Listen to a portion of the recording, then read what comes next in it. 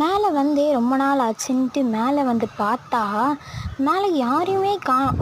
அப்புறம் யாரோ வந்த மாதிரியே இருந்துச்சேன்ட்டு நல்லா சுற்றி பார்த்தா, அங்கே ஒரு பூனை பார்த்தீங்களா இருக்கு. இதுதான் எங்கள் வீட்டில் வளர்க்கக்கூடிய பூனை.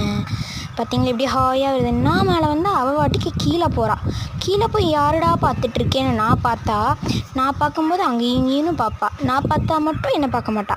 நான் அவளை வம்பிழுக்காமல் எப்படி இருக்க முடியும்?